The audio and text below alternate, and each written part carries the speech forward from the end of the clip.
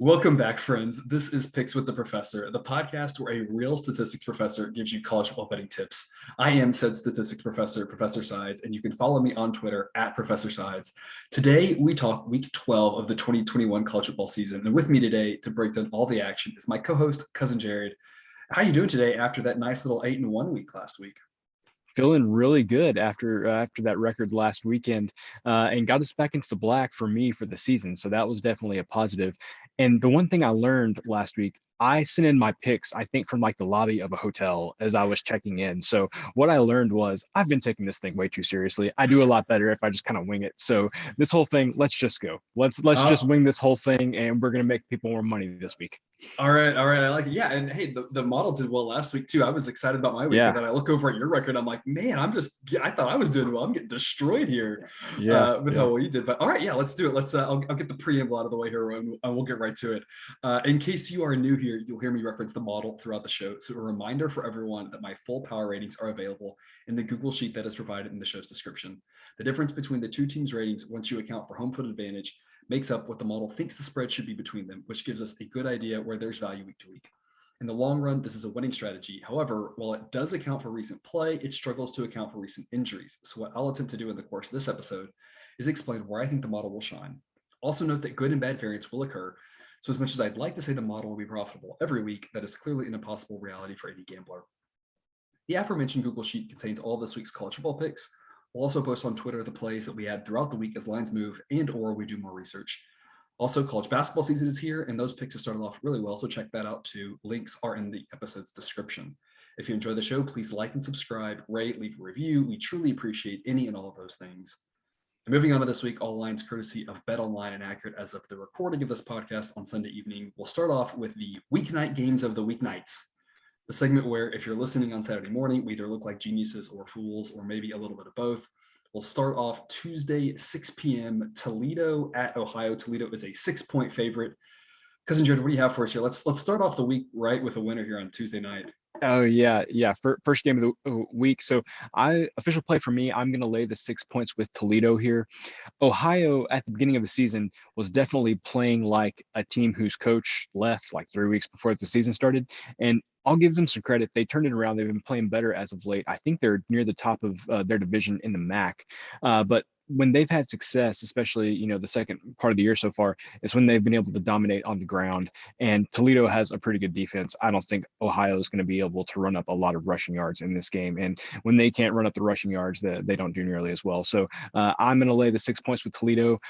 Don't get me wrong. I'm very afraid to lay 6 points in Maction. I feel like we've learned that already. I feel like it's something we knew, but it's kind of just been reinforced here as this season has gone on. But I'm gonna take the leap here. I'm gonna lay the 6 points with Toledo. Hey, I laid a touchdown last week. I believe it was Miami of Ohio against Buffalo, and they won by like 40. So, sometimes you could lay points with the MAC games and it works out. It's just one of those, Yeah, you should do it like 1 out of 3 tries, not more than that, right? You should do it yeah, very sparingly. yeah. Hey, I'm starting us off with a bang as well. I'm making this one of my best bets for the week. Toledo Oh minus wow, 6. The model says minus 11.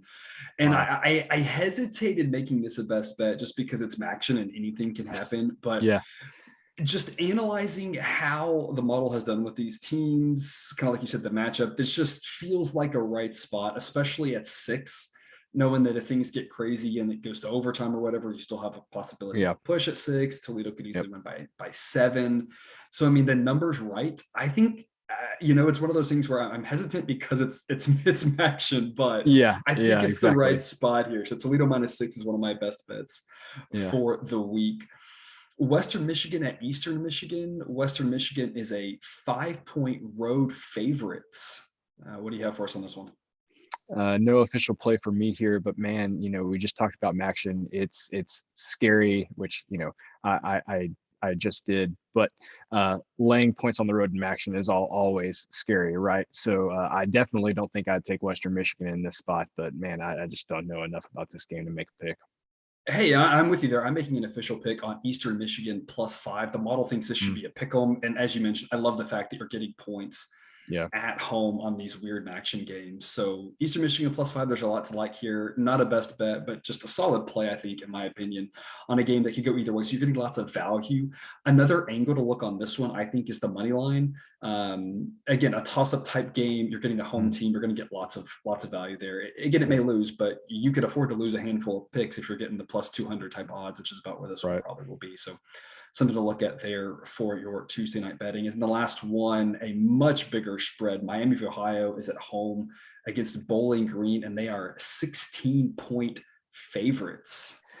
I feel like Bowling Green had us fooled for like 3 weeks during the season where we actually thought Bowling Green was okay. Bowling Green is not okay. People, Bowling Green is bad. So no official play here for me. But all I will say is, guys, Bowling Green, it was a veil over the eyes there for a little bit. Just Bowling Green's not good. I think you're right. I lean Bowling Green. This is my weakest play of the whole podcast right here. Bowling Green +16. The reason why is two reasons. Number one, we've taken Akron. We'll talk about Akron. They actually play Saturday. We'll talk about them later. We've taken Akron, who's also very bad, a few times on these Tuesday night games, and it's worked out well. I think this is a similar thing where the number's just too big for these weeknight games. Also, the total in this game is 50. That says a lot to me. It's a relatively low total for these MAC games, and you're getting a lot of points. So it's one of those where you don't need Bowling Green to score that much, and all of a sudden it's going to be really difficult for Miami of Ohio to cover that number. So it's not one I love. Just as you said, Bowling Green is not very good, but it's one of those, hey, if it's a Tuesday night and you're looking to get some action on this game, I lean Bowling Green just because that's a lot of points for a low total. But yeah, Bowling Green not being that good doesn't give me a ton of confidence there. Yep. Wednesday, we've got two more MAC games. Central Michigan at Ball State. Ball State is a short 2.5-point home favorite. What do you have for us here? And I got nothing for you here, man. Good luck to you with whatever the model tells you to do. I'm holding out on this one. This is very reminiscent of a similar situation last week where the game's sitting 2.5. I think it was Northern Illinois last week, right? At this, the game was 2.5, and I was saying, I kind of want to wait for 3, kind of want to see what happens. Took the money line, and that worked. It's a similar thing here. If it gets to 3, I like it a lot at 3 because this is a real toss-up game. The model makes this about a pick 'em. I think Central Michigan's the better team, but on the road kind of balances out. I have a hard time seeing Ball State being favored against a lot of teams. They just aren't that good. Fading them has been pretty profitable. So I think Central Michigan's the right side. I'm just kind of holding out and seeing, does this get to 3? Maybe it's just to take the short, or take the money line with, +115, 120, something like that. Right. So keep an eye on Twitter. I'll post something on this game. And then the last weeknight action, Northern Illinois is a 1.5-point favorite at Buffalo. I had to talk myself out of Northern Illinois on this one. I really want to take them, and I guess watch Twitter. I may talk myself back into it. I think I'm probably higher on most Northern Illinois than most because they beat Georgia Tech at the beginning of the season, and then I had the we can go back and laugh at it now, but I had the Wyoming game against Wyoming. Yeah, it was like I don't know, 50-43 or 49-42, something like that. Yeah. So I've kind of been higher on them, but I was looking at the record today, and they're 6-2 in one-score games this year, and I feel like that's another reason why I like them. They keep winning these close games, but I feel like the professor would tell me that, winning 75% of one-score games is probably unsustainable. So my heart's telling me to take Northern Illinois, but my mind is saying it's Maction, and that their current streak in one-score games just can't last. So I've talked myself into staying away from this one. Yeah, I'm taking Northern Illinois. I'm laying the 1.5 here simply because I don't think Buffalo is very good. I talked about this last week, and I'll say the same thing. My model had this weird affection for Buffalo, and it mostly didn't work. It's like Buffalo played one good game, and the model was like, look, Buffalo. And then ever since, it's like, you should play Buffalo, fail. You should play Buffalo, fail. You should play Buffalo, fail. So last week had the slightest lean to Miami of Ohio, and I was like, look, I don't, Jack was on last week, and I think it was Miami of Ohio -7, and the model said 7.5 or something. And I was like, I'm taking Miami of Ohio. I think that's a good play. And he was like, oh, that's just a small thing. I was like, no, you don't understand. My model loves Buffalo. That's a big edge for Buffalo. We're at a similar spot here. It's Northern Illinois -1.5. The model says -1.5, but given how it loves Buffalo, there's a world of difference there, I think. Right. I'm not sure this is a one-score game. So that luck, Mm, it's not that it will run out. It's not that this is like right the office hour segment, right? It's not that we think it will that they are due for the opposite to happen. It's just that we think going forward it will be 50-50. yeah. I'm not sure this is a one-score game. I don't think Buffalo is very good. I don't know why the model thinks they're decent because they are not. Right. So I'm just going to continue to fade Buffalo until they actually prove the model right, because they haven't proven the model right, but like one time this whole year. Right. Yeah. So I guess I'd say watch Twitter. Maybe I'll change my mind and come back around and talk myself into it. I just can't get there right now. But I agree. Your model had a torrid love affair with Buffalo for like the first Yeah, half of the season. So yeah, glad to see did that not that's end ended. well. Yeah, Yeah. thankfully. Yeah. Thursday nights, the only Thursday night college game is one that might be a bit of a laugher. Louisville is a 19-point road favorite at Duke. What's your insight for us here? I don't know what the total is on this game, but it would have to be very high because I think there's going to be a lot of points scored. So no official play for me here. But man, if you like points, I think this is going to be the game for you because I'm not sure either defense is going to be able to get a stop. Hey, and that aligns with my official pick here. I'm laying to 19 with Louisville. The model has it at 19 and a half, so it's not a huge Mm, model edge. I've been fading Duke lately, and it's been working. Their defense is just atrocious. yeah, yeah, I don't know if there were injuries or what it is, but they are not. They have been really bad defensively once conferences rolled around. Even Virginia Tech and their putrid offense just rolled last week against yeah, them. I see no reason to stop that. I don't think you should overthink this one. I think that Louisville goes on the road and gets an easy win. They win by 21, 24, 28, something like that. Duke's going to have a hard time.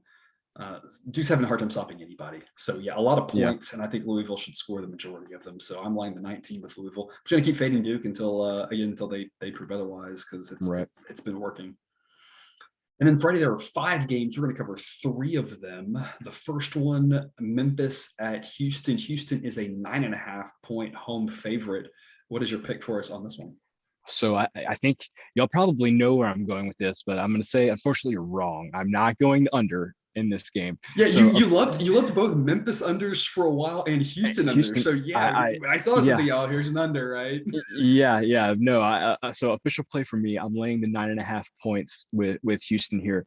So for a couple of reasons, yes, I do like if this number were 65, I would love the under. If it were like 62, 63, I would still probably pick that. It's down to 60.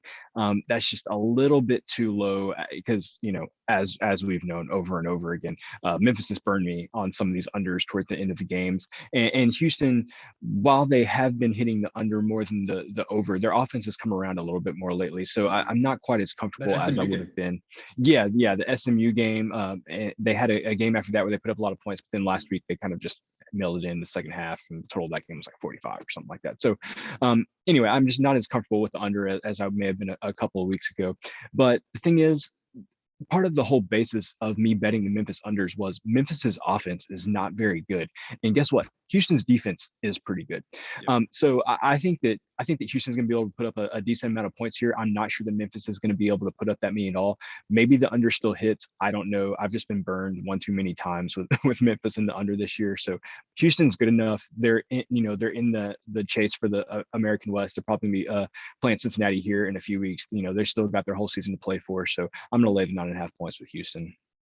I mean, and it's just something to throw out there for the listener there, depending on what your book offers, maybe a team total Memphis under might be a Yeah. solid look right there. Then you don't have to worry about if Houston, and not that they would try to run up the score necessarily, but if they just run away with it, Yeah. you don't have Yep. to deal with the fact that Houston puts up 40 points or something like that. You could just deal with Yeah. the fact that they could hold Memphis down to like 13 or something. So that's something to think Yeah. about. If your book offers you team totals, I'm in agreement with you. I'm laying the 9.5 with Houston. The model makes it 14.5. I have nothing great to add other than I like the way Houston's been playing. I think Memphis is okay. They kind of tend to hang in there with the decent teams, but I think Houston's a lot better than them. So I think there's a lot to Yeah. like with Houston. So yeah, I'm laying that 9.5. I love that it's under 10, right? Once it Yeah. gets to 10, Yep. 11, you start liking it a little bit less, but under 10, there's a Yeah. lot to like there. So Yep. solid play there. Also, Air Force at Nevada Friday night. Nevada is a short 2-point home favorite. The Air Force Yeah. here. Yeah. So no official play for me yet, but stay tuned on this one, people, because we mentioned early in the season that when Air Force has struggled, it's been when they've played teams that really throw the ball around a lot. And I think specifically we referenced the Utah State game where that was just points and points and points and points, and Air Force couldn't keep up and lost that game. I So mean, Army was passing against them. yeah. So that's a problem. That's a But problem. but let me read to you Air Force's schedule because I went through and this is going to be a great podcast just reading Air Force's schedule to you. But let me just Thankfully, it's read. not like college basketball where there's 30 games you got to go through. Exactly. So, okay, first game of the season, they played Lafayette. There was some confusion early in the season, people, when I referenced Air Force playing Lafayette. It's literally Lafayette, not Louisiana Lafayette. The FCS Lafayette. Yeah, FCS Lafayette. Yes, So yes. they played Lafayette. They played Navy, doesn't pass the ball. They played Utah State, lost 49-45. Utah State threw the ball all over the field. They played Florida Atlantic. Florida Atlantic doesn't necessarily love to toss the ball around a lot. New Mexico doesn't throw the ball. Wyoming doesn't throw the ball. Boise, Boise's offense is very good. They'll throw around a little bit.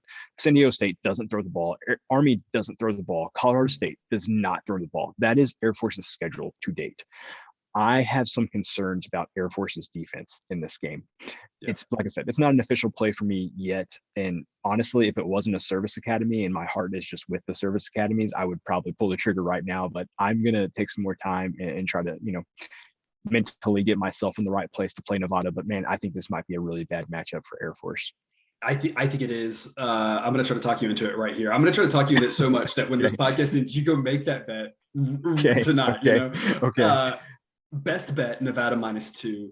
Two reasons. Number one, my model says 4. You're getting a lot of value crossing the 3, crossing the 4. My model doesn't like Nevada. I don't know why. It hasn't liked them all year.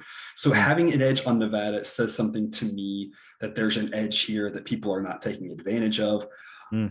Like you said, number 2, Nevada passes the ball. They are going to be able to name their score. They've got a potential first-round quarterback. Yeah. Air Force hasn't faced an offense this prolific through the air all season. Yeah. Nevada can get a few stops is all they need at home. At home. Yeah. This line makes no sense to me. If this line was 4, I'd say I probably think it's I think Nevada's the right side at 4. I just don't love it. It's one of those where you say, they probably win by like 6 or 7, but they might win by 3. So 4 is a tougher sell, or 3.5, 4.5, right? But at 2, the best of the best bets right here on a Friday night. Okay, you talked me into it. So all right. I'm gonna make it official right here. Okay, all right, I like it. Afterwards, I'm gonna take Nevada -2. Heck, I'll even, if it's moved since we locked those in, I'll change it, whatever, 2.5 or whatever. Whatever it is when we're done recording, that'll be my official play. Okay, you talked me into it. Congratulations. You're seeing how the sausage is made, people. Yeah. All right, and our last Friday game, a late night one. San Diego State is an 11-point road favorite at UNLV. What's your take on this one? No official play here for me. I'm wondering if UNLV, didn't they get their first win last week or the week before last? I think this is a great podcast. Just asking questions like that. I think they've won a couple. I think they did win. They did win against Hawaii. Okay. So they won against Hawaii last week. I think, and they beat New Mexico. Man, they've won 2 games in a row. UNLV may be done for the season since they've won 2 games.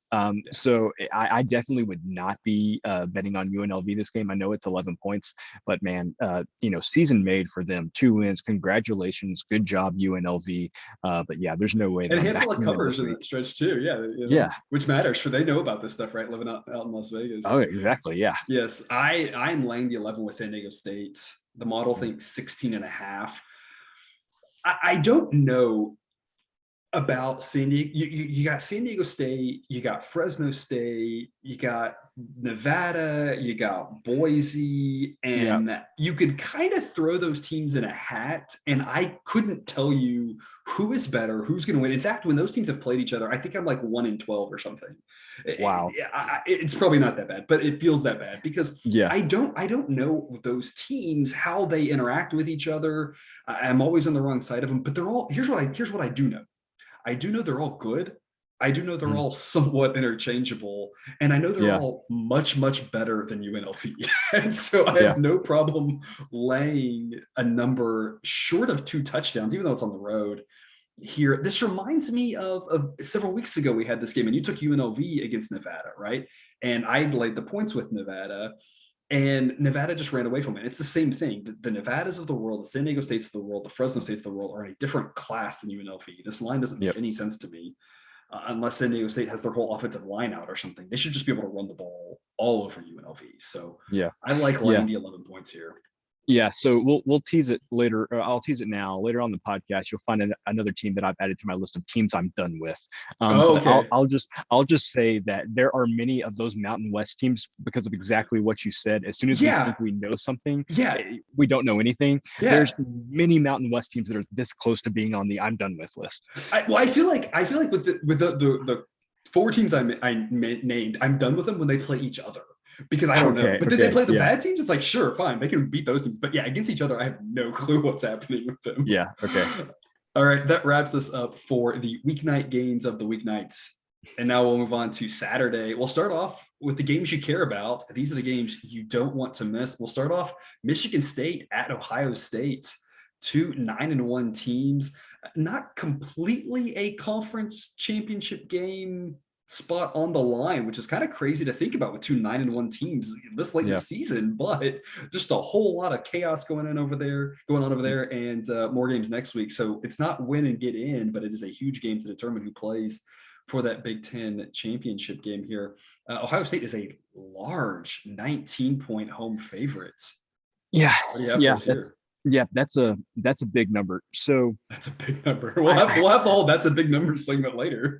Yeah. Okay. But this is a big number. This is a big number too for a game that you care about. This is a really big number. This is the biggest number we've had in this segment all year. Yeah. So I haven't talked to you about this. I assume that the model's on Michigan State. I'm worried that Ohio State they had to game against Nebraska a couple of weeks ago. I have no idea what to make of Ohio State because they had the game against Nebraska a couple of weeks ago. I thought they were going to blow Nebraska out of the water. Didn't happen. Close game. Last week they're playing Purdue. It's like, this is Purdue's bag, like just ruining team season. They beat Iowa and then, they beat Michigan State and everything. I'm thinking Purdue's going to play another close game and they blow them out. I have no idea what to make of Ohio State. I feel like this game's going to be either within like a field goal or it's going to be like 28 points. I don't know if there's going to be an in-between. So this is a big stay away for me. But man, that just seems like a lot of points against a Michigan State team that's covered like crazy for the most part this season. This is way too many points. This is a best bet for me, Michigan State plus 19. I know Ohio State is very good. There are a lot of models out there. Mine kind of ping pong around Ohio State and Alabama, who the second best team is. But there's a lot of models out there that are going to say Ohio State's the second best team in the country. I don't have any problem with that. But there's not a world that you can convince me that even if you give 3 points for home field for Ohio State, there's no world you can convince me that Ohio State is 16 points better than Michigan State. Like, you can't. It doesn't make any sense to me. The model thinks it should be 13. Even if it was 17, I would have said that's a little high. I probably still think Michigan State's the right side, but 17 is at least a little more believable. But getting the win, if it lands 17 or 18, this is just a stupid high number for me. So like I said, best bet Michigan State plus 19. This is a situation where if you're in Vegas and you're playing blackjack and you got 2 5s on a 6, you double down. You don't love it because you never really know what's going to happen. You'd rather have, you'd rather have the 6 and the 5 rather than the 2 5s, right? But it's one of those things where you get more money down and you say in the long run, this is going to be a successful play. And that's how I feel about this game. The Ohio State might win this game by 42. The dealer on that 6 may pull a 5 and a face card and you may get hosed, right? But in general, I think this is one of those where there's a lot of Michigan State could win this game. There's a lot of times Michigan State's going to lose this game by 3 or 7 or 10 or 14, or there's a lot of numbers there they can lose by. 19 just is way too high for me. Yeah, many places I want to go with that. Number one, that was a great analogy considering where I was last weekend. Yeah, right. And I think even better to, you saying, the multiple key numbers that you're crossing there. You said that you would double down on 10 with a 6. I would double down on the 9 with a 6. I may double down with 8 on a 6. So I don't think you should on an 8. That's not good advice for our listeners. but you're in Vegas. But anyway, that's true. This isn't That's a true. blackjack 9 on a podcast. 6 is fine, right? Yeah. This isn't a blackjack podcast. So, but the other thing, and I don't want to get too far off topic here, but you mentioned, Ohio State being number 2, but I feel like we still haven't really gotten down to why your model likes Michigan State so much more than seemingly everybody else. Because I think that's the key, not necessarily Ohio State being number 2, but why does your model love Michigan State? We've talked about that a bunch of times. We don't have to rehash it here, but I think that's the key to the whole thing. Yeah, and that's a good point. My model is kind of reacting off of, you have to find the right balance between how well a team is playing on each individual play and if they're getting results or not. And to some extent, I don't think you want to throw one completely out or only focus on one. My model is trying to do a little bit of both. It's trying to say the models that have Michigan State a little bit lower are looking at some of the advanced metrics and saying they're getting a little bit lucky here and there, et cetera. I don't disagree with that, but trying to find the right balance of how well they're playing, but also the fact that they keep covering.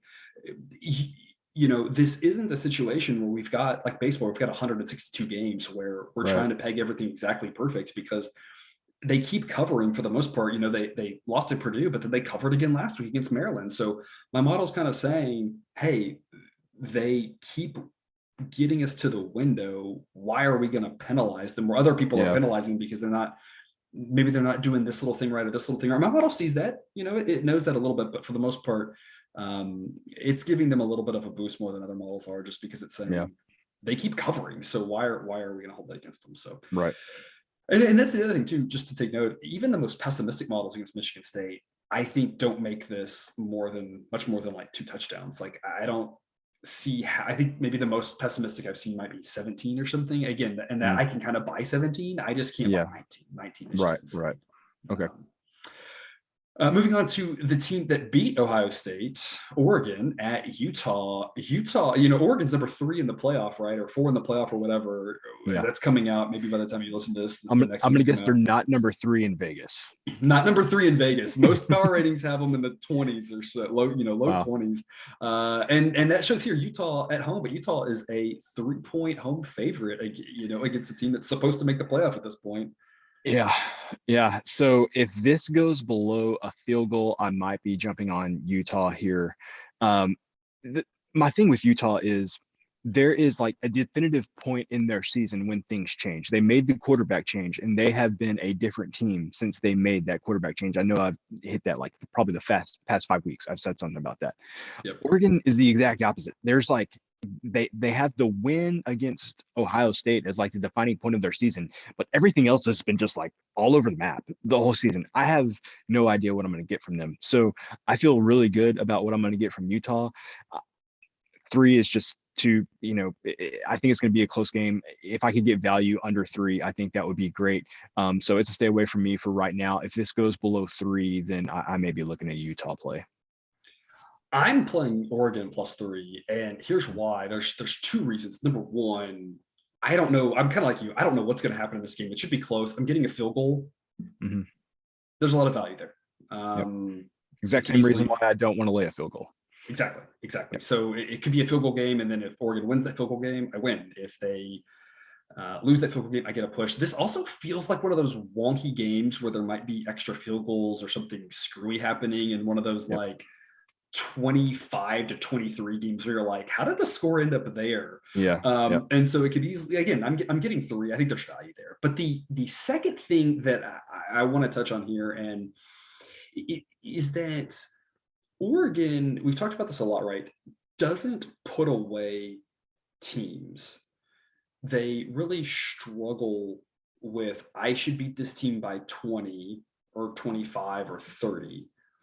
And they win close, but they play better against tougher opponents. How much of that is real? I don't really know. But here's what I will say is that the model is averaging all of those outcomes together. And I think the model is kind of penalizing Oregon for the fact that they Mm. didn't play very well against Fresno State in week 1, when Fresno State already had a game under their belt, and Fresno State was Yeah. a team that they were supposed to roll all over at home. They kind of Yeah. sleptwalked through that game. The model's rightfully penalizing for that. Yep. The model's penalizing for them for that Friday night game. I don't remember who they played. It was some number that I laid a big number, and I texted you how I was regretting it, in the first quarter. Yep. And the model is rightfully penalizing them for that. That's why they're not one of the top 4 teams in the country. They're not one of the top 10 teams in the country, but they aren't going to have that issue here against Utah. They're going to go out with everything they have. And so it's one of those things where I don't have differential ratings, but if I were to have 2 sets of ratings and kind of say, this is your ceiling, this is your floor, some teams would be a lot closer to each other, but Oregon's ceiling is a lot, the discrepancy between their ceiling and floor is pretty high, in my opinion. Yeah. And so, and if it makes you feel any better, Andy Staples has said the same thing on his podcast before. He says he doesn't worry about Oregon in big games. He worries about Oregon when they're playing Stanford. He worries about them when they're playing Arizona or somebody like that. He doesn't worry about them when they're playing, a rivalry game like Oregon State, or, playing a big game like this against Utah. So it kind of backs up what you're saying. Absolutely. I've seen way more of Oregon than I probably would care to at this point, but that's exactly how I feel about them. It's that saying that I think they for sure will win. I'm just saying I don't worry about them falling flat. I think they're going to come out and play well. So I think Oregon is going to overperform the model's expectation for them. So the model makes us 2.5, so it puts it right around that field goal number. But I think Oregon can overperform that, and I just think there's a lot of value getting to 3. So as long as the number hangs at 3, I think it's a solid play. So official pick for me, Oregon +3. If it drops below 3, I don't think I'm playing Utah. I'm not advising a play on Utah. But I don't like it as much because obviously Utah could easily win by a field goal. But I think Oregon's got a better chance here than most people are giving them credit for, because people look at Oregon and think about how crappy they've looked against bad teams. Yeah. But they do play better against the better teams, whether that's real or not. Yeah. Speaking of the playoff, a team whose playoffs hopes were basically completely torn apart this last weekend, Oklahoma is a 6.5-point home favorite against Iowa State. What do you have for us on this one? I was hoping we were doing a good, bad, and best this week, because my best was going to be thank you, Baylor, for getting Oklahoma out of the playoff discussion. So yeah, that's where I was at. So no play for me on this right now. I usually take more time to do some research on totals. If I'm going to play anything in this game, as long as it stays above 58, I might consider playing an under here. Obviously, like Oklahoma's offense, when they're good, but man, when they're bad, they got some issues for sure. So no play for me as of yet, but I'm eyeing the under on this one. And you always hear that the dog and the under are correlated, so it kind of lines up with where my head is here. I am taking the 6.5 with Iowa State. This game, I know that it's in Norman, but this feels a lot like last week's game against Baylor for Oklahoma. Yeah. Baylor and Iowa State are relatively similar, and they do have some differences. I'm not here to dive into all those X's and O's, but in general, they're pretty similar. Iowa State's defense is relatively close to Baylor in terms of how good they are. And that was the thing we talked about last week with Oklahoma Baylor, was that Oklahoma hadn't faced a defense anywhere near as good as Baylor all season. And they really struggled to move the ball. I think they're going to struggle to move the ball again this week against Iowa State. So I think getting 6.5 is a lot of value. Obviously, you'd love 7 just to keep yourself a little bit more protection there. But I think Iowa State keeps this game close. I don't know if they can go into Norman and get the win. That seems like a taller task, but there is always the possibility that the quarterback situation for Oklahoma just completely blows up. I don't know how Caleb Williams' hand's going to be after being stepped on and having to come out, not looking good. You just don't know how that's going to affect him, how it's going to affect him in practice. They put Rattler back in, and the announcers were talking about how Rattler should do better because of blah, blah, blah, blah, blah. And the whole, reasons, right? But the whole offense struggled. And it's not to say anything about, Lincoln Riley is a great offensive mind, but sometimes, as we've talked about all year with Clemson, it's just, you don't have it that year, right? Oklahoma's offense, I just don't know if they really have it. And they were able to kind of smoke and mirror some of that, playing some really bad defenses at times. But now that they're to the part of the schedule, Baylor, Iowa State, Oklahoma State, playing the 3 best defenses of the conference, it might get a little tricky for them to put up points. So preview of next week. I'm ready for Bedlam, people. I'm ready for that game. There could be like a decade of angst being released in that game. Oh yeah. We have to talk to Jack about that one. Yeah. The problem is, I think Oklahoma State fans are just so beaten down from Oh yeah, from for all sure. that, For sure. all the hopes that they were going to have to win that game. For sure. But yes, that one should be a really fun one. So yeah, official play for me, Iowa State plus 6.5 there in Norman. And moving on to the team that beat Oklahoma, Baylor, is on the road at Kansas State, a pick 'em. You have anything for us on this one? Haven't brought this one out recently that I can remember, but this line stinks. So I was expecting it to be like Baylor by a field goal, Baylor by 4, or something like that, especially coming off the win against Oklahoma. I am at a loss for words as to why this is a pick 'em. With that being said, just like always when you see these weird lines, it's kind of like, what do the odds makers know that I don't? And that's kind of what's holding me back here. Well, that's the number one thing holding me back. It makes me just think, just reflex. I should back Kansas State here, because why is this line set the way it is? The other reason I'm waiting on this one is I like the under. What I'm seeing right now, 49 and a half, something like that. I think that would be a good play as well. I'm probably going to have a play on this game. I've just got to make up my mind what I'm like more. But man, this line smells fishy to me. I think we talked about some team totals earlier. I think Kansas State team total under makes a lot of sense. You're probably going to be looking at about 24 and a half.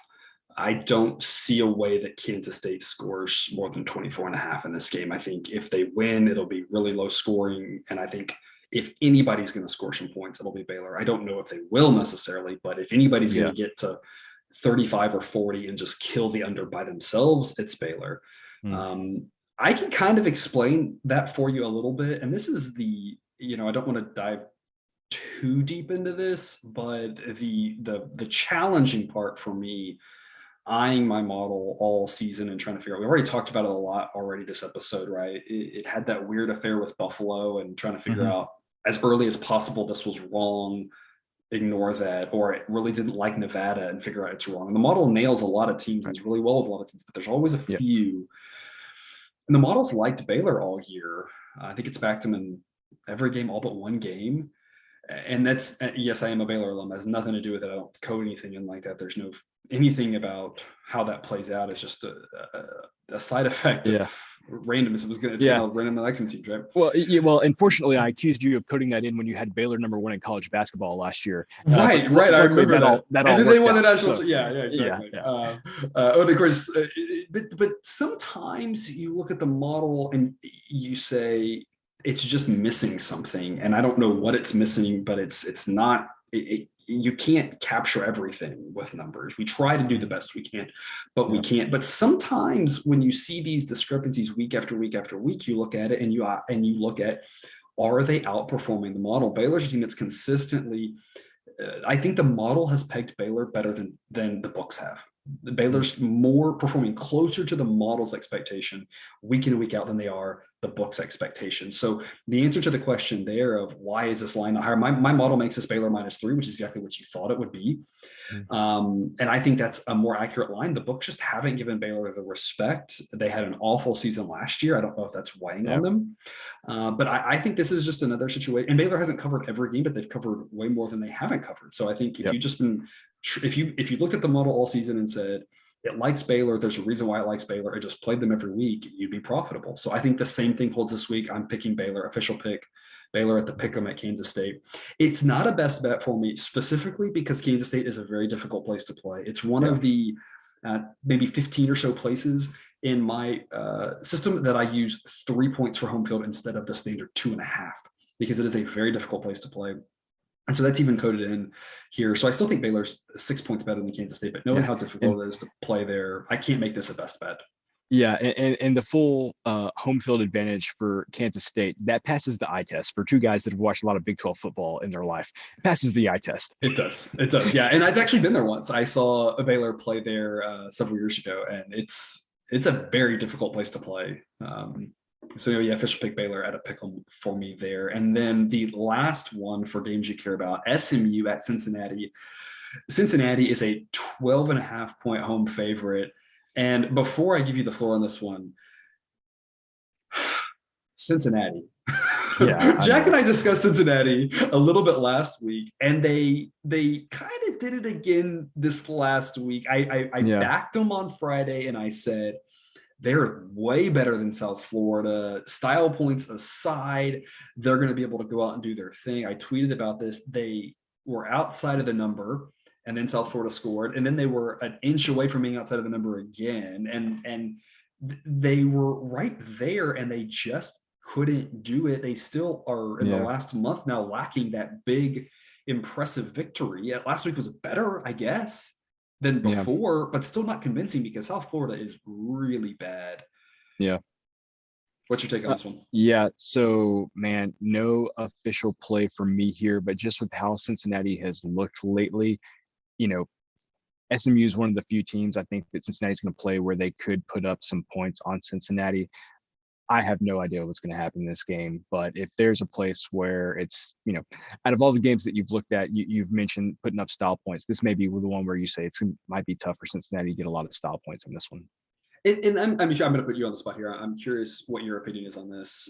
Is this a situation that's maybe similar to Oregon in that Cincinnati played really well against Indiana, who of course is now falling apart, and they're on their 18th quarterback, played really well against Notre Dame, getting some of the hype, and then maybe is falling flat against weaker teams? Do you think there's any of that possibility? Because that line of thinking then leads you to believe now that they're playing good teams, Cincinnati's going to come out and show their might, and they win this game by 21, right? Is that possible? So I think Cincinnati's in the place where they're not being judged against teams like SMU. To me, their Super Bowl was Notre Dame. Like that was they had like the kind of the pregame for Notre Dame. They had Indiana, the and they had before. Notre Dame. Like Notre Dame was it.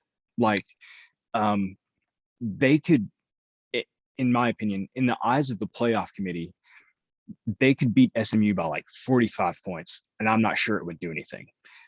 That one victory over Notre Dame is going to do way more than any amount of points they could score on SMU. So, yes, I mostly agree with what you're saying, but I just feel like Notre Dame was so high up there, and they're looking to measure themselves against Power 5 teams. And if it's not a Power 5 team, I'm just not sure they can kind of get to that level. Yeah.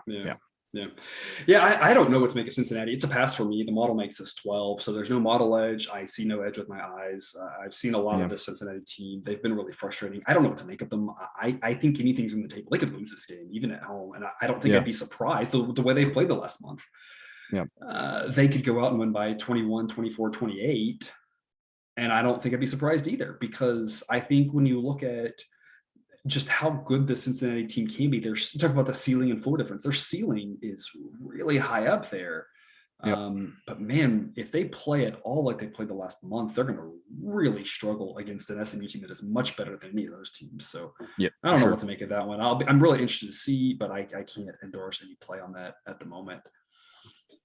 That wraps up the games you care about. Now moving on to That's a Big Number, which is where we discuss some games with 20-plus point spreads. And we'll start off with an even 20-point favorite in BYU at Georgia Southern. What is your pick on this one? Official play for me here, I am laying the 20 points with BYU. When I was looking at it, BYU's had a really good season. It seems like a really good team. I mentioned this a couple of weeks ago, going up against a team who fired their coach mid-season because they were just not cutting it this year. Kind of just to measure my thinking on this, I went and looked at your rankings and noted that, I know we both backed Coastal Carolina against Georgia Southern a couple of weeks ago, got the win there, and you have BYU in a monsoon without McCall for part of the game for Coastal Carolina. BYU here, they're actually in your rankings ranked ahead of Coastal Carolina. And as far as I know, I look it up, no quarterback injuries that I'm aware of for BYU. So to me, it just seems like you're asking a very similar team to Coastal, maybe a little bit better, to do the same thing against Georgia Southern that Coastal did with their starting quarterback. Seems easy enough to me. So I'm going to lay the 20 points with BYU. I like it. It's a best bet for me, BYU minus 20. The model thinks 22. I like it here because I could easily see a 20 or a 21 point win. I think BYU is a much better team. You mentioned a lot of things there. We've talked about BYU a lot on this podcast in weeks past, and I'll say what I've said a few times. I haven't talked about BYU the last couple of weeks, so if you're a new listener, you might not have heard me say this, but BYU has taken care of business against now the ACC with Virginia. They took care of business against the Pac-12. They took care of business against the Mountain West.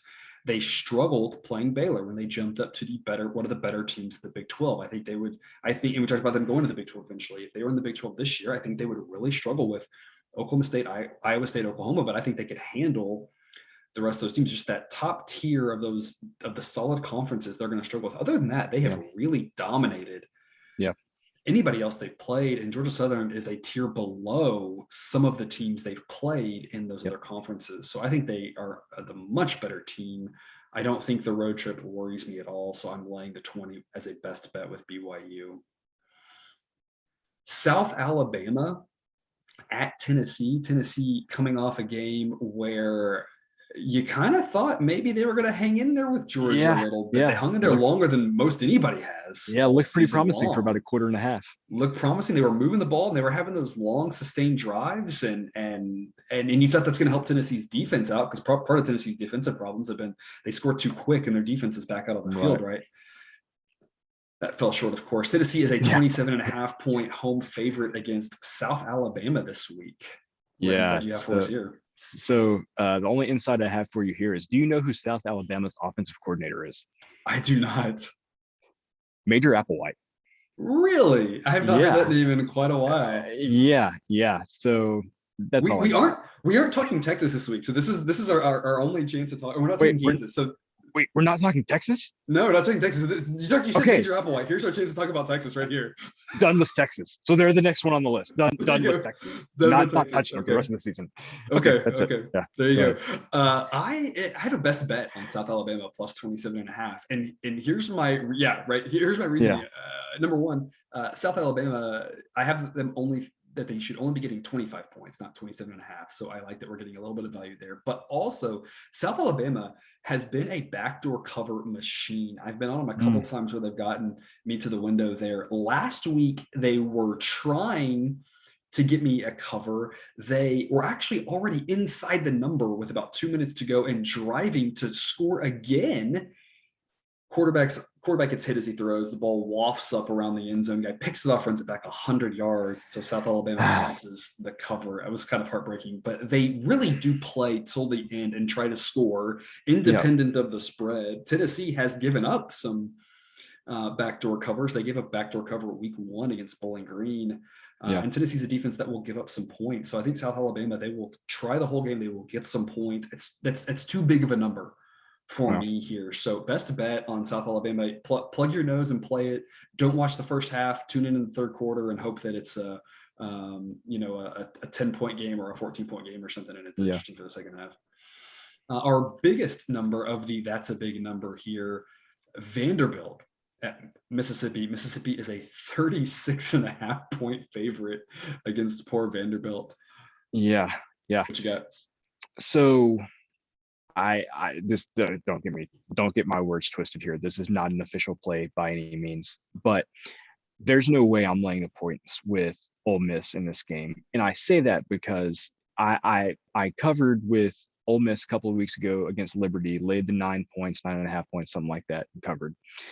If Corral is so important to Ole Miss's offense that if they don't have to put him out there or do anything risky, they're not going to. They have no problem, and that Liberty game was the perfect example, packing it in basically and just winning the game, keeping Corral healthy, and playing the next week. I am very concerned that you could see something very similar in this game, and it ends up being 38-10 or something like that. So, don't get me wrong, Ole Miss could go out and score 49 points in the first half. I'm sure that's what will happen since I made that comment. But they just seem to be, very, very picking and choosing their spots when they're going to utilize him this year. So there's no way I'm backing Ole Miss. Of course, I'm not backing Vanderbilt either. But I'd be worried about laying a number that big. I am laying the number that big. I'm laying 36.5. The model thinks 38.5. The model is not built to lay numbers like that. So when it says big number, I like the big number. I think Mississippi does score 49 in the first half. Vanderbilt I think this is going to be a theme as we move along this podcast. This team is no this team. Vanderbilt is no Liberty. Yeah. They are much, much, much worse. I think Yeah. Mississippi's backups will score. The only fear I have on this one is you end up with Vanderbilt getting a fluke touchdown. If we could just avoid a fluke touchdown from Vanderbilt, a weird defensive touchdown or a kick return or something, I think Mississippi covers this one pretty easily, even without playing Corral the whole time, because Vanderbilt is just that bad. Yeah, you're talking about Mississippi's one of the top 10 teams in the country, according to my rankings, and Vanderbilt's one of the bottom 10. Yeah. Well, and the other thing is we don't give out these kind of picks, but if you're looking for like a first half play, I mean, 21 would be great. Like maybe 24, maybe you find. I mean, so maybe a first half play laying the points that Ole Miss would be a good bet too. So just throwing that out there. Yep, something to think about for sure. Another big number here, Arkansas at Alabama. Alabama is a 20.5-point favorite. I don't have anything intelligent to say about this. Looking at the number, this feels a little bit like it did with LSU, where it's like, this just seems way too big. And I think what kind of bothers me is obviously Alabama is no Georgia this year for sure. But I just can't kind of get that big Georgia game out of my mind where Arkansas went in there and just completely laid an egg, which, easy to do against Georgia. But I'm just a little worried that Arkansas might not show up for this game. So no play for me here, but this feels like too many points. I'm on Arkansas. I think it's too many points. I'm taking the 20.5. The model thinks it should only be 16.5. We have talked about previous episodes, though. The model tends to just want to fade Alabama every week. Thankfully, it did not last week, and I laid that giant number with Alabama, and they covered against New Mexico State. But hey, I hit the under on that game too. So winners all around. There you go. I'm with you. I am a little nervous about that. The counter, of course, compared to the Georgia game, is that Georgia's defense is historically good. Potentially the best defense in a decade, right? Alabama is a good team, not that good. My only fear here actually doesn't have anything to do with the fact that Arkansas struggled to score against a historically good defense. It's that they kind of struggled last week to score against LSU and a decent defense.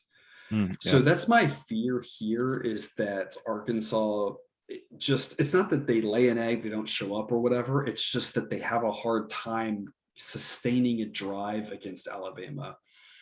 Is my only fear. But I am trusting that Arkansas defense to hold Alabama down a little bit. It's just too many points for me. So I'm just taking this in one of those, and 9 times out of 10, it's too many points, right? And backdoor cover opportunities galore, in my opinion, in this game. That's why I took the under last week. Obviously a little bit different in an SEC game, but Saban loves to just take the foot off the gas if they're up big. And I think something maybe we haven't talked about enough this year, but I think Bill O'Brien and his coming in being the offense coordinator, kind of something you do in the NFL too. You're not necessarily looking to run up the score big when you're up by a lot of points there at the end. You're just trying to run out the clock and all that good stuff. So potentially a great opportunity for some backdoor cover here as well. Right. Our last game of this segment, Coastal Carolina is a 22-point home favorite against Texas State. Yeah, first here. Yeah, I got stupid bad beat with Louisiana Monroe and Texas State 2 weeks ago. That was awful. And the problem was I texted you like in the first quarter after UNLV had that missed extra point. And I was like, this isn't going to come back to bite us at all. And sure enough, that was the deciding factor. Also biting us, the running back for Texas State being allowed to score a touchdown, looking back at everybody, pausing. You could see it. Like you could see like the thought bubbles over his head being like, they're letting me score. Should I do this or not? You know what? I'm going to score. So anyway, where I'm going with that is Texas State's not good. That's why I bet against them that week. Didn't work out. Obviously, big concerns with McCall being out for Coastal Carolina. But with that being said, I think that Coastal's offensive system is unique enough and good enough that even without their best quarterback, I think they can still put up some points. And like I said, Texas State isn't good. So no official play here for me, but I think I would still lean laying the points with Coastal Carolina. I'm laying the points with Coastal. When you hear what the coach said about McCall, he said he was questionable last week, but probable for this week. I haven't heard any update from that.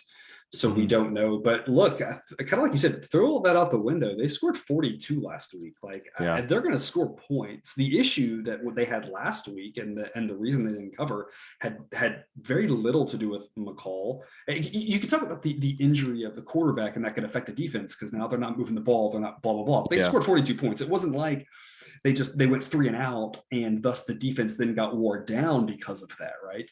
Right. But the defense gave up 40 points, and when you looked at what the expectation was about 21. So they didn't fail to cover because of the quarterback situation. So I'm going to trust that they can not allow 40 points to a very bad Texas State offense. Yeah. And so I'm laying the Yeah. 22. Obviously, I'd rather like 20 or 21, but the model makes this 28. So Yeah. I'm laying the points. It's just not a best bet because obviously if McCall's in there, you feel better about them scoring more, scoring quicker, etc. So that model minus 28 is with McCall playing. So Yeah. It's a large difference, but without him in there, it can't be a best bet. But I still think it's Yeah. the right side. I just don't see them allowing that many points to a bad Texas State offense. Right. Moving on from the that's a big number segment to the you don't have to watch them to make the monies, where we remind you that every winner pays the same, even if it's not a sexy matchup. And we got one to start off that is not going to be sexy because of an injury situation. No. Bo Nix out. I would argue Auburn. it wasn't sexy before that. It wasn't sexy before that for different reasons, right? Because Yeah. you were wondering how many points Auburn would score. Now with him out, they are on to be back at quarterback. Auburn is a 6.5 point road favorite at South Carolina. What is your play for us on this one? Yeah, so I think the model's been off on South Carolina all year. I think they're worse than what the model thinks they are. But after last week, I think you're right. yeah. We went head to head against and you got the best of the model on that one. Yeah. But the bigger thing here is I think I originally saw this around 10.5 or 11 and 10, something like that. And then it was announced that Nix is going to be out. It dropped down to 6.5. Official play for me, I'm laying the 6.5 points with Auburn. And that's mostly because, and I think I've said this a few times on here, for sure didn't trust Bo Nix. But I don't think Bo Nix was, trust aside, I don't think Bo Nix was very good. I think he had some flashes in the pan this year, but I just don't think he's very good. They actually pulled him from that game against Georgia State earlier this year, where they had to come back to beat Georgia State at home. TJ Finley, their backup quarterback, was the one who brought him back to win that game. They didn't know if Nix was going to start the next game at LSU.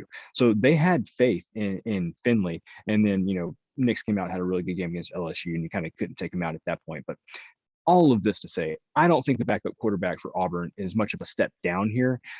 So like I said, I'm laying the 6.5 points. The under, probably not bad either, but it's 44 points, 44.5. That's just a really low number. It's pretty low.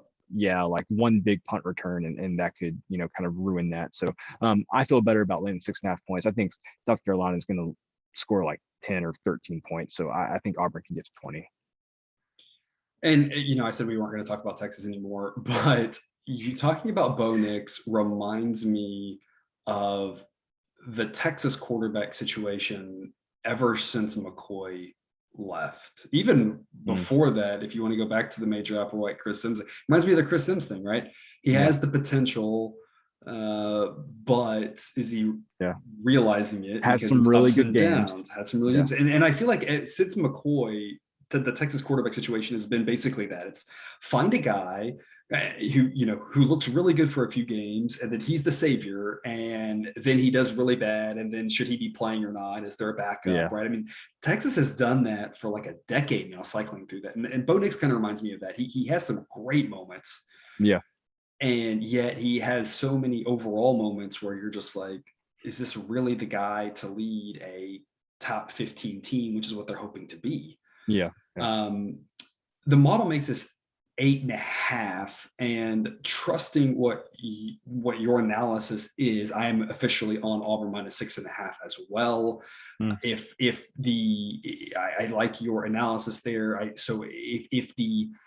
My only hesitation here would be if there's a huge drop off from Nix to the backup, then that 8.5 might not be accurate. But it sounds like there probably isn't, or there might be a small drop off, but a boost to the lack of variance, which might help them overall. Right. And so with that being said, I think there's still an edge here from what the model is saying, and that 6.5 is an overreaction.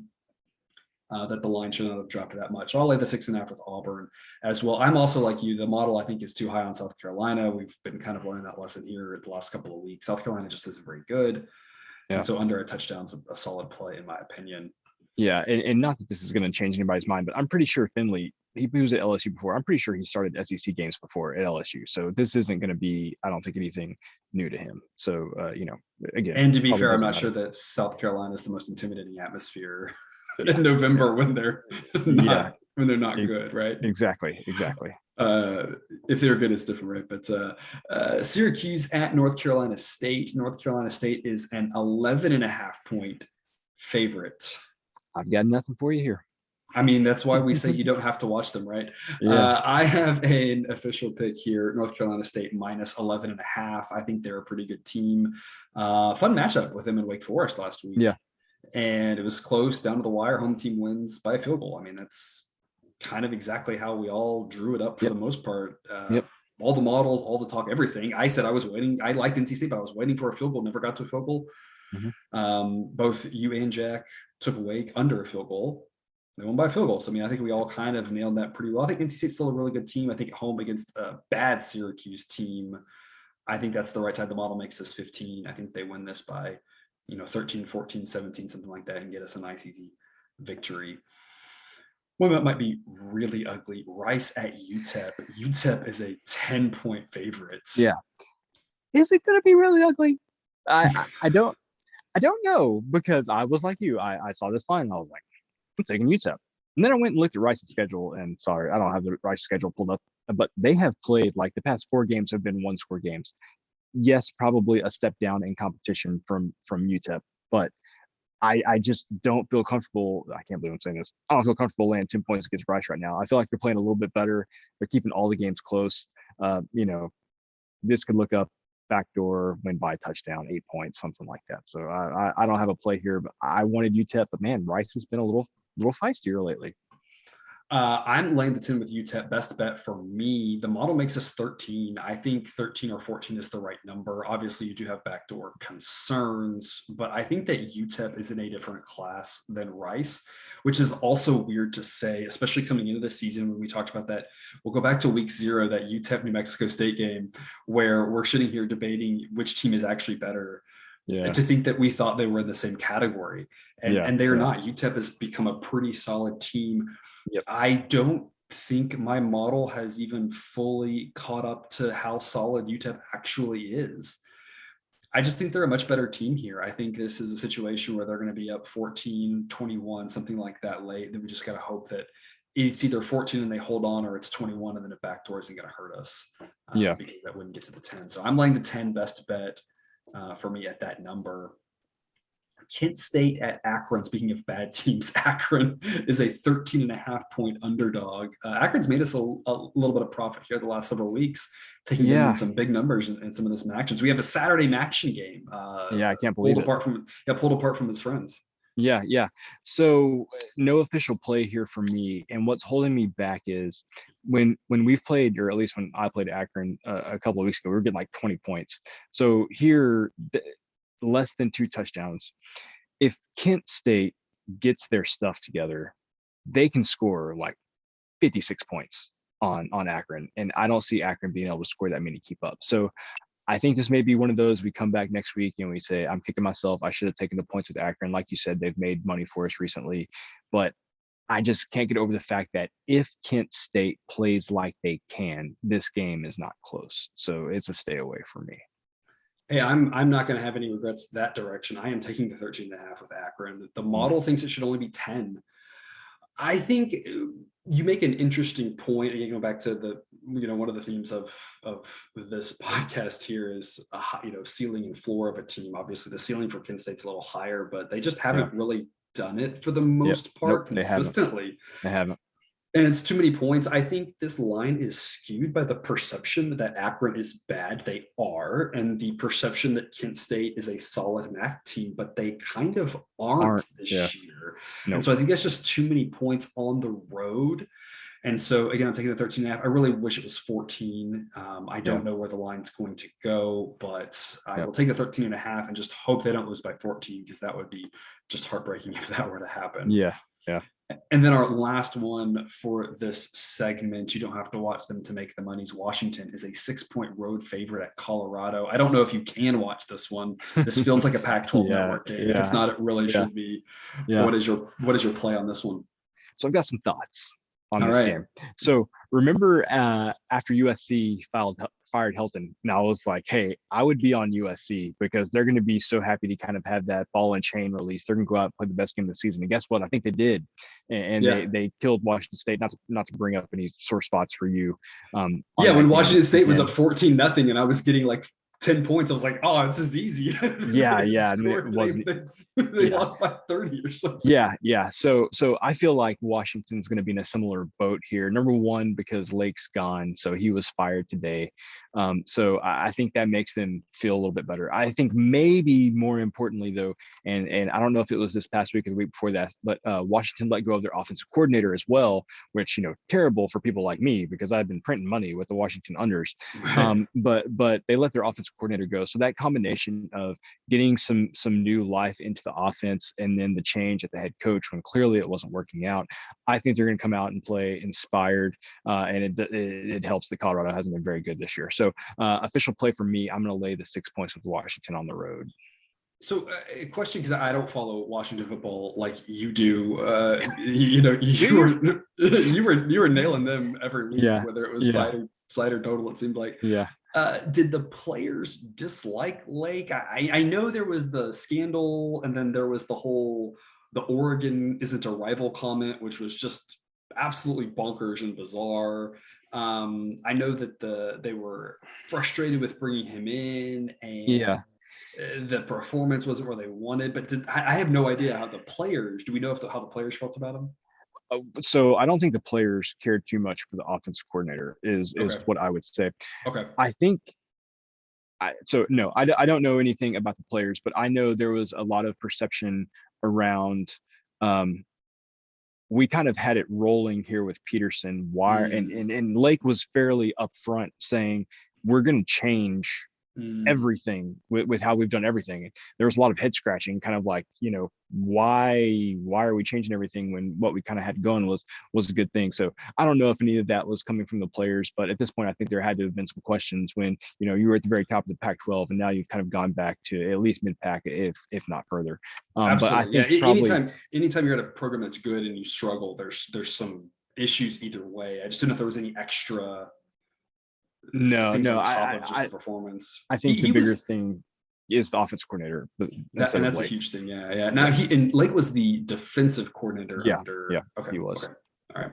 I official pick as well. I'm laying the 6 with Washington. The model makes this 8.5. So getting value, they're crossing the 7 and getting the push protection on 6. For Hmm. me, the variability on Washington is pretty huge. I don't necessarily know if they're going to come out and play better or worse because of that. So there's a lot of variability there. So I can't make this a best bet.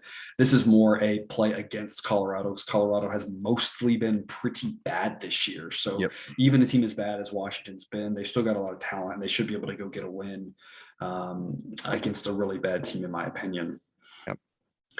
New segment here this week. I'm calling this Sneaky Sneaky, which is the segment where we discuss some games that might be sneaky good to watch for one reason or another. We're going to start off with UAB at undefeated UTSA. I think this one maybe less sneaky, right? Is why you want to watch this one, why it might be sneaky good is you got an undefeated UTSA team, right? Yeah. Only a 6-point favorite at home. So this might be Yeah. one of their true tests this season. Yeah. So and I've got the Conference USA standings pulled up here. So not sure if anybody is aware. If UAB wins this game, they will probably be going to the Conference USA championship game ahead of UTSA.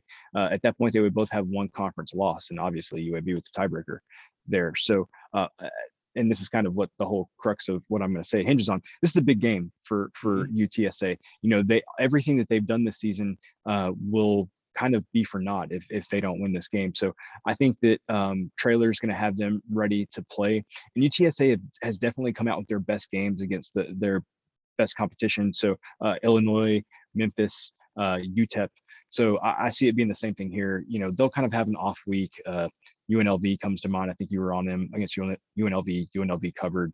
I don't know what the spread was last week. Last week, Yeah, they didn't cover last week. 33, something like Yeah, that. yeah, they didn't cover last week. So this big game, they've got to win this to get to the conference championship game. So official pick from me, I'm going to lay the 6 points with UTSA at home. Best bet for me, I'm laying the 6 as well. The model makes us 8.5, and I have an extra angle that I like about this game. It is kind of like you just talked about. Last week was a awful sandwich game for them. Now, Yeah. I don't buy into trap game sandwich games 9 times out of 10. I think that's just our brains trying to make a narrative out of something that doesn't exist. I think that's not good practice. The players hear that, the players know. I don't think the players necessarily slipwalk through practice last week, but you cannot ignore the fact that this is a program that hasn't had a lot of big games. And they had a huge game at UTEP the week before where they went out, laid it on the line, and dominated that first half, just like you said. And knowing that UAB this week was such a big game, they knew they could go out there and beat Southern Miss, and they did. They just didn't look convincing doing it. They needed some, mid-game kind of good plays to take care of business there.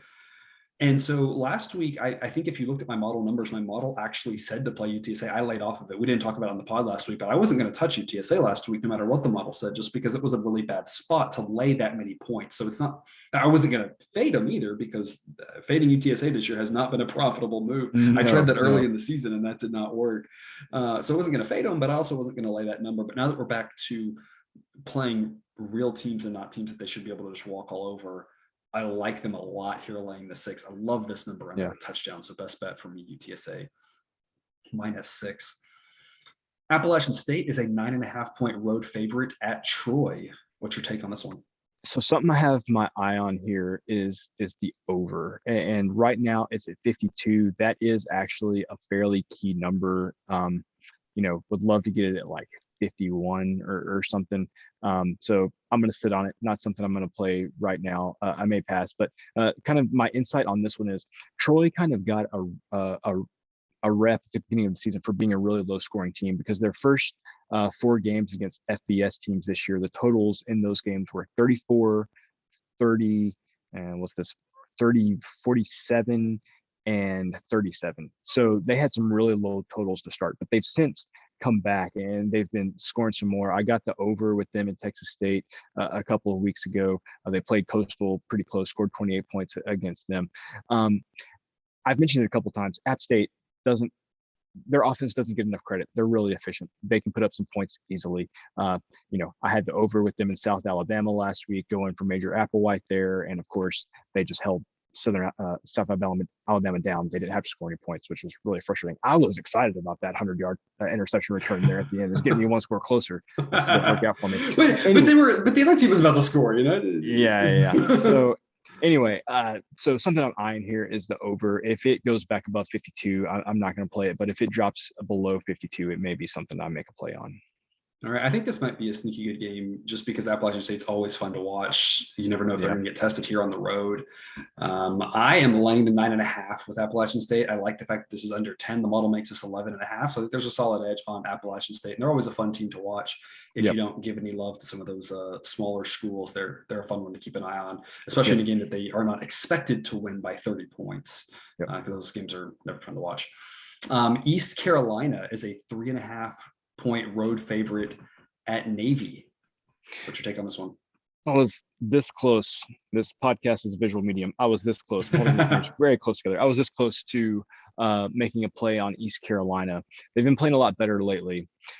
Problem is Navy's been playing better of late as well. And when I think about this game, the game that I can't get out of my mind is UCF going up to Annapolis and kind of getting their butts handed to them. I don't know, probably 3 or 4 weeks ago at this point. Right before UCF started actually playing well. Yes, that was kind of still when they were trying to figure out what their offense was after Gabriel got hurt.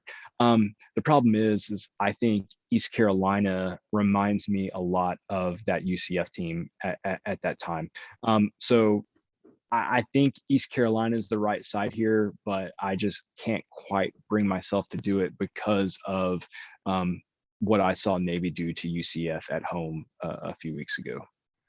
I'm laying the 3.5 with East Carolina. The model makes this 10.5. That's a huge difference. It's a huge difference. It's not a best bet because you just never know when you don't have extra time to prepare for that triple option attack. So Right. it's one of those where I can't make it a best bet. At 3, I would make it a best bet, but not 3.5. This could be a fun game to watch just because East Carolina has been a covering machine lately. Like you said, they've been playing really well. But anytime you're going up against a Navy triple option attack, it's always interesting. So I think that could make this one a fun one to keep an eye on. Virginia at Pittsburgh. Pittsburgh is a 13.5-point favorite. I don't think we know if Armstrong is going to play, but like I would blindly bet the over. If Armstrong is playing, like 75 over, 78 over, like just over. Like if Armstrong's playing, I think this is going to be like that BYU Virginia game. So no play for me here, but man, if you like points and Armstrong's back, I think this is going to be the game for you. Yeah, I'm not sure. This one might be sneaky good for a couple of different reasons. One, Pittsburgh is not going to be stopped. I think BYU just scored another touchdown against Virginia. I don't see why they aren't just passing that baton right along Pittsburgh. Pittsburgh's offense is very good. Jared, you played quarterback in high school. I don't believe you ever broke a rib, though, right? No, never broke a rib. Can you try to imagine what it would be like to play quarterback with a broken rib? Nope, cannot. I can't either. They talked about it a little on the pregame show here when they played Notre Dame and about how, well, it was this rib and how that affects. And I'm like, man, I don't care which rib it all hurts. It all hurts. Yeah, and he's going to take hits. Like, he can't not take a hit, right? And to me, it just makes no sense how you can come back that quick. He might play, he might not. I don't know. I took Notre Dame. I tweeted about this midweek. I said, look, he's either going to play and not be effective, or he's going to not play. Or even if he plays, I still got like a 50-50 shot. I feel the same way here. I'm laying a 13.5 with Pittsburgh. My model makes this about the same number. I'm laying the points with him because you got 3 options. Armstrong plays, and I think this number's about fair. So you got about a 50-50 shot here, Pittsburgh covering. He plays and he's ineffective because he's still got a broken rib. Because he has a broken rib, yeah. Pittsburgh covers this number. He doesn't play. And Pittsburgh covers this number. So I think there's a lot to like here with Pittsburgh. I think this number should be over 14. So I don't know. Again, I never know how the numbers are going to move, but so it's kind of under 14 makes a lot of sense to me. It's kind of like, let's make a deal and you should always change your answer, right? Right. Statistics thing, right? Yeah, yes. Kind of like yes. that. Yeah. Classic statistics problem. Yeah. It's the same thing. Like if you make the number close and at a quarterback as good as he is, and as you saw last week, as big of a drop off, as they have down below him. I think there's a lot to like here. I think it's valuable. He may play, he may look good. And again, now you're at a 50-50, but there's a lot of ways that this works out really well backing Pittsburgh. So I like laying the 13.5 there. And then the last one in this segment, sneaky good to watch, UCLA at USC. UCLA is a 3-point road favorite. Hey, this might be sneaky good to watch because the color uniform on this matchup where you got the one team wearing the baby blues and one team wearing the red jerseys is always fun to watch. So you want to at least flip over there. Yes, it pops. It is very visually appealing. So it's sneaky good to watch that, if nothing else. Yeah. So remember when I said that I was done with all the Pac-12 teams except for Washington? Yeah, this squarely falls into that category. It seems to me like I would lay the points with UCLA. 2 things. Number one, USC has just played terribly against any team with half of a pulse this year. But the other thing is, and I don't know if I've been on the podcast since it happened, but the wide receiver for USC, Drake London, getting hurt, I think really hurts their offense. He was catching balls right and left for them. So I would have to lay the points with UCLA if I were going to make a pick. But man, just this falls into my category of I should just stay away. I'm taking the points of USC for a couple reasons. Number one, I don't know what's going to happen in this game. I think anything could happen. Any team could win by 30, and I don't think I'd be that surprised with these 2 teams. So I'm getting a field goal that's got some value, right? The field goal with the home team, of course, home here is maybe doesn't mean that much. But also at the time of this recording, USC is +3, +105. I'm getting plus odds with the field goal. Wow. So I don't know where this number will go. I don't know how that'll shift it. To me, that says it's going to go to 3.5. and more traditional odds, same sort of thing. I think 3.5 gives you some value just because my model makes this 2.5. Maybe that's a little bit too generous for USC's home field. That's probably mostly going to be non-existent in this game. Yeah. But again, anything could happen in this game. So you're getting value there by taking a field goal, in my opinion. In a game that's a toss-up, so just take the value points, in my opinion.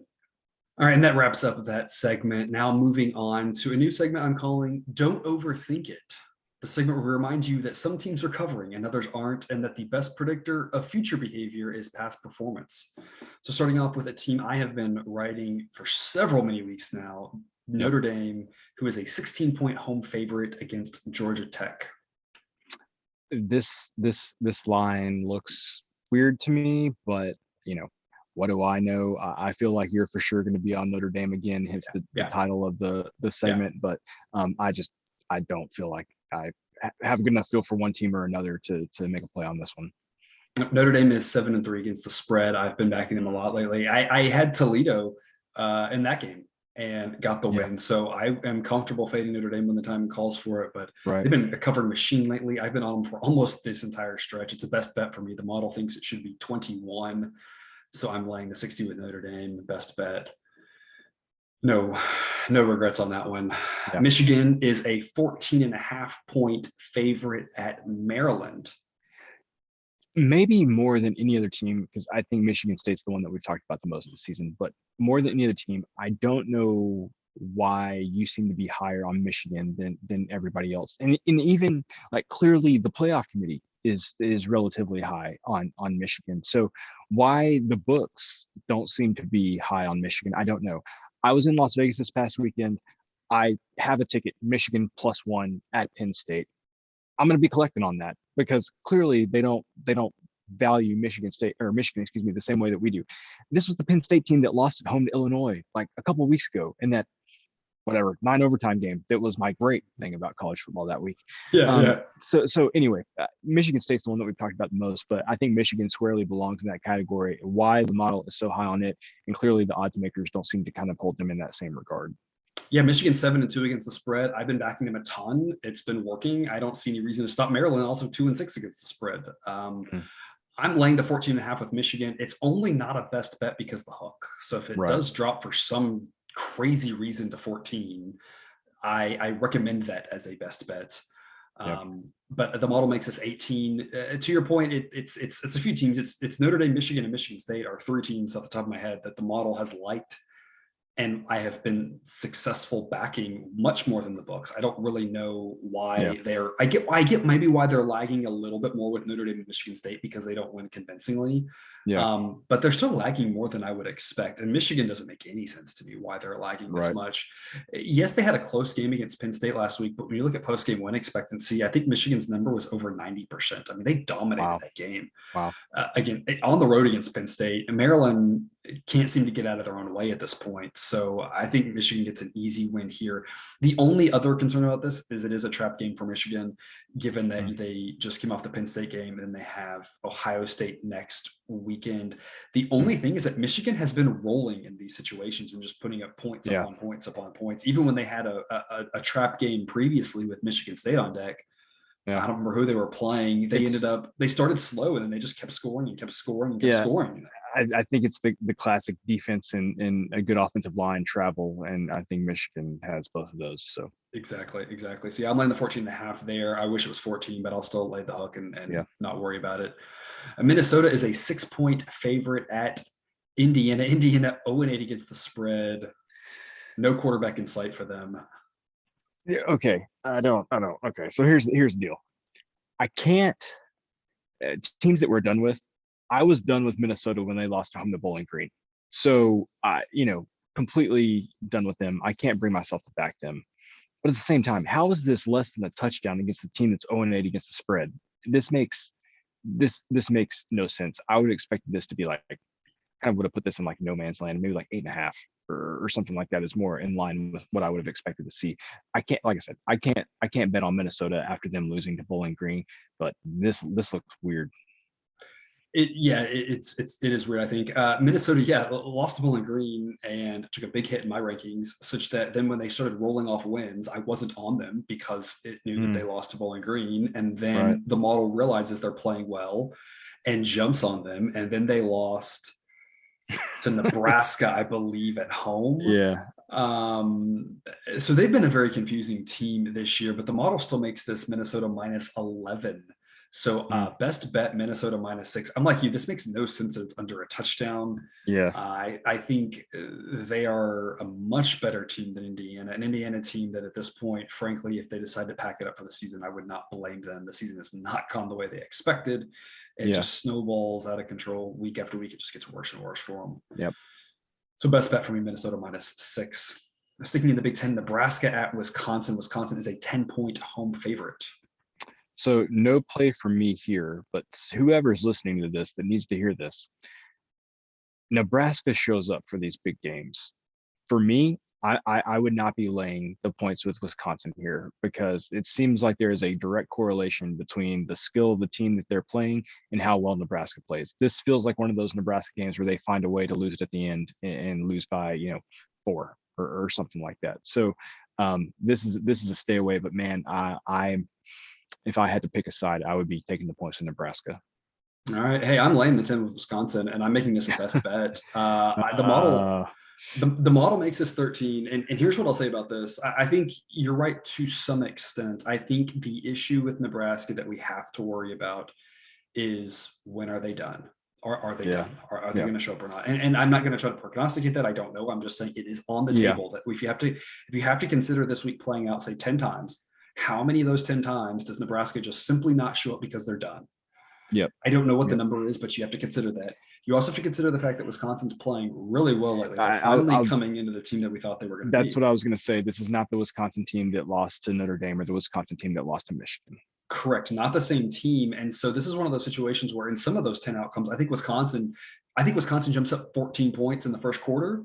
Maybe even 17 or 21 towards the end of the first quarter, early second quarter. And I think it's a runaway. So it's a game that there are a lot of ways this goes really well for Wisconsin.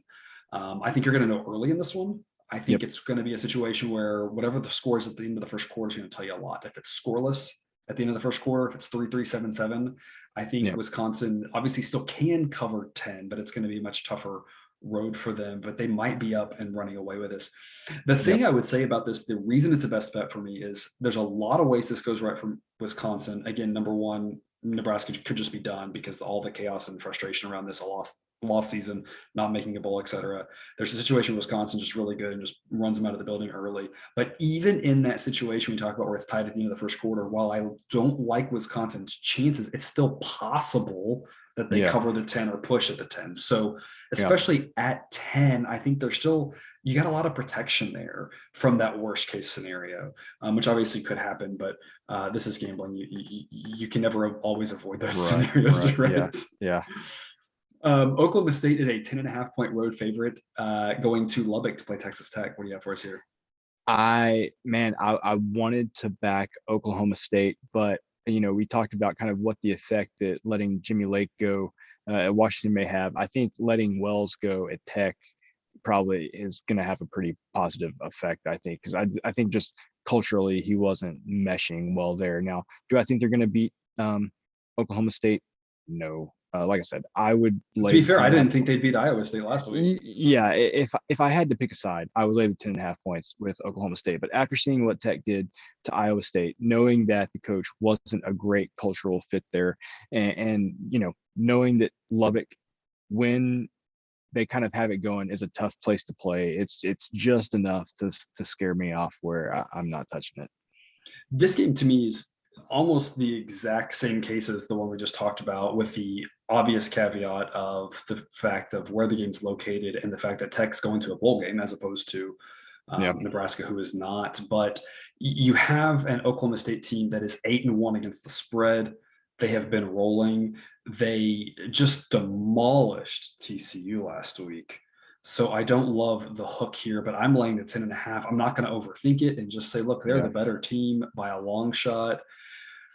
Oklahoma State at Tech in years past has either been a tight game or it's been a blowout. There's been no in between. So this is, again, one of those where I think it's going to be back and forth, wild and crazy, and you're going to be completely, there's no way they're going to cover it. Or Oklahoma State does what they did last week. They're up by, 30 at the half and you don't even have to watch the rest of it. But the way Oklahoma State's Yep. playing, I really like the way this team is coming together, and that defense is just fantastic. Yeah, real good.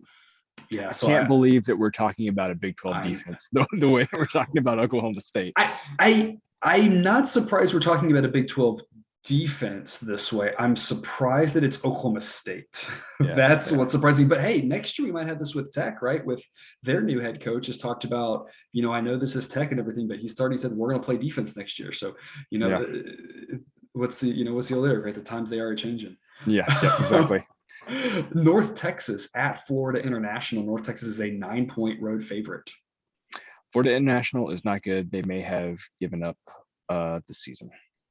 I agree with you. Yeah, don't overthink this. Lay the points with North Texas, lay the 9. The model has the spot on at 9 as well, but North Texas is 6-2 against the spread. Florida International is 2-7 against the spread. So one team has been the right side to be on, the other team hasn't. I don't really see why that changes here, because this number isn't a drastic overreaction. If this number had jumped out to 14, then I would say, hey, the books are trying to break that trend. But at this point, I don't think the books are trying to break that trend. I think the same thing's going to keep happening here. North Texas gets an easy win here on the road, in my opinion. Yeah, North Texas started out 1-5, actually 1-6, but they've won their past 3 games, and so if they win their next 2, they are going to a bowl. Unfortunately, last game's against UTSA, so that may not work out for you. And they might not go to a bowl, right? They're definitely one of those 6-win teams that may or may not, because of like a fan base. Of course, there are enough random bowl games here in Texas that someone might take them if they get to 6, because people might travel. Yeah, so I don't know what the line's going to be next week, but potentially UTSA coming off a big win to cement their place in the Conference USA championship game against a team that might need the win to become bowl eligible. It might be a bad sandwich spot for UTSA. It might be just like last week for UTSA, absolutely. Yeah. And then our last one of this segment, don't overthink it. Florida is a 7-point road favorite at Missouri. So there's going to be a lot of points scored in this game. I don't know if I can. Samford scored like 100 last week against Florida. What the heck? 42 in the first half. Yeah. Unbelievable. Not Stanford. Samford. Samford. Yeah. Samford. Although to be fair, Stanford scoring that many in the half would also be noteworthy. Yes, it would. So what I was getting at was, I don't know if I can remember a game that's going to have this many points where I have no interest in watching. Like, I do not care to watch 1 minute of this football game. So that kind of tells you where I'm at with Florida and Missouri. Even Missouri, who got me a win last week, I have no interest in watching any of this game. There will be lots of points, but I'm not going to be watching. There will be lots of points. I think when you have lots of points, take the favorite. Don't overthink it. Missouri's 2-7 against the spread. Lay the 7 with Florida. It's an official pick for me. Florida may rush for 450 yards. Florida is just going to run like crazy. Also, keep in mind, Missouri 2-7 against the spread. Those last 2 wins were the last 2 weeks, but 2 weeks ago, their cover against Georgia happened solely because a Georgia defender could not fall on a ball in the end zone. And the fact that was a safety and not a touchdown got Missouri the cover there. And then last week, they got the cover against South Carolina, as we talked about. Y'all, Florida isn't good, but they are no South Carolina. So don't overthink this. Just lay the 7 with Florida. They might win by 7, and that might push, but they are the much better side on this one. One more new segment for us. I'm calling this one Talk Me Out of Clemson. Yeah. Since one of us always plays Clemson. This is the segment where we discuss and usually disagree on the most confusing and controversial team of the season. Wake Forest is at Clemson. Clemson is a 3.5-point favorite. Cousin Jared, talk me out of Clemson. So we're gonna do kind of the 3 things that I feel like I know about this. So I feel like I know Wake Forest's offense is good enough to put up some points on Clemson's defense. Clemson's defense is very good, but I feel like, Wake Forest can get to the mid-20s, good case, maybe 28 points or something like that. It's gonna be strength on strength. Gonna be a really interesting matchup on that side of the ball. Yeah. I also feel like I know that while Wake Forest's defense is definitely not good, what has Clemson shown us this year that makes you think they could score over like 31 points? Like, I mean, is Is that possible? I don't know. I'm not expecting an answer to that question. I don't know if they can. They have, excluding a fumble return for a touchdown as time expires that maybe cause somebody to lose bet or something like that. Like, I don't know if that's happened. So those are the first two. But the third thing is, yeah, hypothetical. But the third thing is Clemson just loves playing in these close games. Every game they play, at the very least, even if it ends up being like a 10-point game, it's close all the way through. So with that in mind, official play from me here, I'm taking the 3.5 points with Wake Forest. Wake Forest short favorite last week, got me the win. So getting the 3.5 points against Clemson, I think they'll be able to keep it close enough. I'm going to take the 3.5 points. So the model says Clemson -6.5. It's a pass for me right now. I need to look into this one more. Here's what I will say about Clemson is that I've been on the right side of Clemson now 4 or 5 weeks in a row, with the exception that last week I backed them against UConn and they failed to cover against UConn. UConn returns the opening kick for a touchdown. On the pod last week, I was talking to Jack about this. I said, look at a team total for UConn under maybe. It's probably going to be like 4 or something stupid. But how is UConn going to score? UConn returns the opening kick for a touchdown, and then that's it. They don't score again. That doesn't happen, and Clemson covers this number. Clemson also had multiple times they got stopped going and trying to score on the goal line. So, I mean, I feel like Clemson was the right side there. They just couldn't quite get there with that giant number. I mean, it was such a large number of points to lay there. But if you go back to the week before that, I was with you. We had Clemson, and they covered. The week before that, I had Clemson against Florida State, which was a miracle cover, but it was a cover nonetheless. The week before that, I faded Clemson against Pittsburgh, got that one. The week before that, I faded Clemson against Syracuse in that Friday night game and got that one. So, we're kind of in the last 5 weeks, I'm 4-1 with Clemson. One of those wins probably shouldn't have happened. One of those losses probably shouldn't have happened. So it's probably a 4-1. That's probably about a true 4-1. So my model's pegging Clemson pretty well, I think, which gives me a little bit of faith in Clemson, given the fact that the model says 6.5. But it's one I want to look into. It's going to be interesting. It's very much strength on strength and weakness on weakness. And what does that mean for this game? It's going to be fascinating to watch. I think it's going to be a really good game. We could have easily put this in the games you care about segment. It's one of the most interesting games of the week. I just thought this was a fun segment because we always talk about Clemson for way longer than we should. But I mean, I like it. I like it. Yeah, you've got one of the most fun and best offenses in the country in Wake Forest against one of the best defenses in the country in Clemson. And you've got one of the worst defenses in the country in Wake Forest. You saw how they blew that North Carolina game that I think we were all on Wake Forest on. Gave up 56 points to Army, which is just like difficult to do. Like if you just let Army get like 6 yards every time, they're going to take off 10 minutes of the clock. It's very difficult to do that. Right. But against the Clemson offense, like you said, I have very little faith in Clemson offense that I think is playing a little bit better now. Their running game seems to be going a little bit more, but I'm still not really sold on that Clemson offense. So there's strength on strength and weakness on weakness will make for a really interesting game. So it's a pass for me for now, but we'll see how I feel on this one and see what the number does going to Saturday. Which brings us to our last segment, our old standby here, After Dark. If you're a night owl who loves college football, this is the segment for you. There is one After Dark game we are not going to touch. That's Louisiana Monroe at LSU. Neither one of us have anything to say about that one based off where the spread is, anything interesting. So we're going to move right to New Mexico at Boise State. Boise State is a 27-point home favorite. Boise is like, they're almost I'm done with them team. I figured they would be an I'm done with them team based off of the last couple of weeks. Yeah, I just can't quite bring myself to do it because they're Boise, I think. But yeah, so gosh, I don't know. I'm not gonna pretend like I pretended 1 week like I knew what was going on with Boise, but clearly I don't. So I'm no play here for me. Not even gonna pretend like I can say anything intelligent about a Boise State game.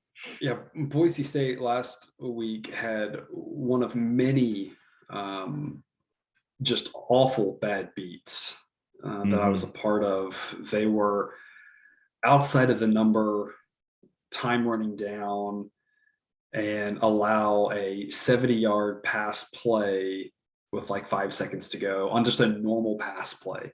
Yeah. Not a weird, 10 lateral, not a Hail Mary, just a normal pass play. And the guy just runs for 70 yards. It was one of the weirdest things I've ever seen.